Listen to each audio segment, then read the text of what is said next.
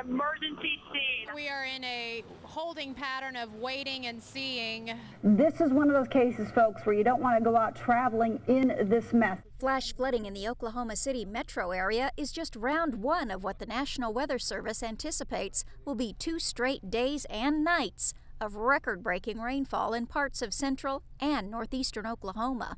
What's referred to as a 500-year rain event. So it's a very unusual event to happen, and if we see the same thing again tomorrow, again it could be another low-frequency event that we could see 2 days in a row. The atmosphere, you may have noticed over the last couple of days, has been very, very humid. There's a lot of moisture in the atmosphere, so these thunderstorms are very efficient rain producers. So when they start raining, they're raining a lot. A lot means accumulations of 10 inches or more of rain in some places, as happened in parts of Oklahoma City this morning.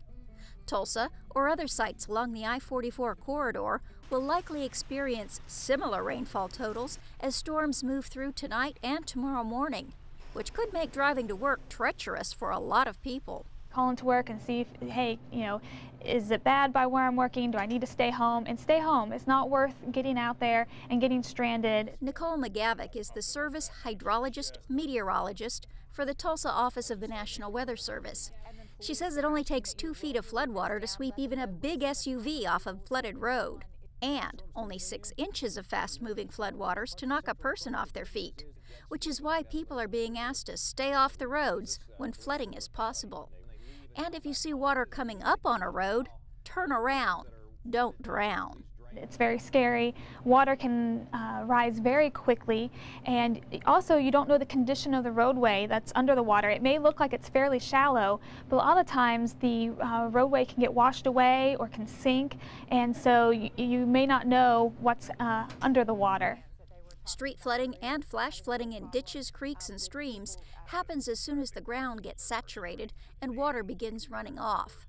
Hydrologists from the National Weather Service and Flood Prediction Center carefully watch rainfall accumulations and runoff to predict when all that water will dump into Oklahoma's rivers. It won't be a problem at Avant, but Further downstream. Yep. We can probably expect some flooding at Sperry and Wasso, Berg Creek. Flood warnings are already posted on several Oklahoma rivers. Those include the North Canadian River at Oklahoma City, the Salt Fork River near Tonkawa, and the Chickasha River near Blackwell. And we also have several locations where we could potentially see flooding from the additional rainfall we're expecting overnight. And those include the Berg Creek from Sperry all the way down to Owasso, the Caney River from Ramona to Collinsville, the Polecat Creek near Sapulpa, Cottonwood Creek near Seward, and the North Canadian River near Shawnee, and the Little River near Tecumseh. The National Weather Service tracks each individual rain basin to anticipate where flooding is likely to occur, to give as much warning as possible to people to get to higher ground, and to avoid places where vehicles could be endangered by fast-rising floodwaters on roadways. Watch what happened in just 1 hour this morning. If I let that go forward, we can see as the rain moves across, the rain begins to increase, and now in portions of the area we have close to 1.5 inches, and in the southwest part of Tulsa County, well over 1.5 inches of rain. For a more extensive explanation of the storms and where flooding is likely to occur, go to the ONR blog at www.oeta.tv.